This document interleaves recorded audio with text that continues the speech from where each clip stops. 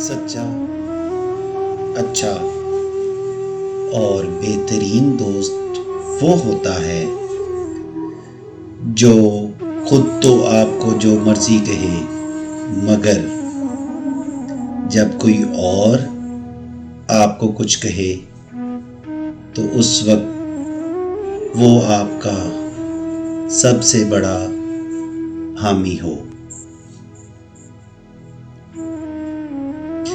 ہمیشہ سچے لوگوں سے دوستی رکھو، کیونکہ وہ اچھے دنوں میں سرمایہ اور برے دنوں میں محافظ ہوتے ہیں۔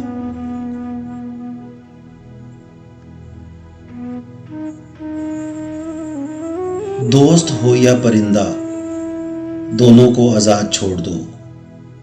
لوٹ آیا تو تمہارا، نہ لوٹ کے آیا تو تمہارا کبھی تھا ہی نہیں۔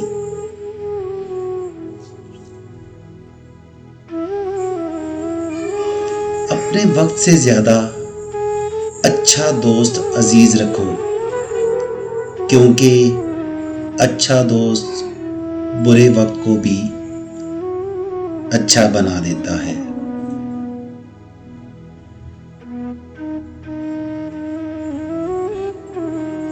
دوستی بھی وہی اچھی ہوتی ہے جس میں بولنے سے پہلے سوچنا نہ پڑے۔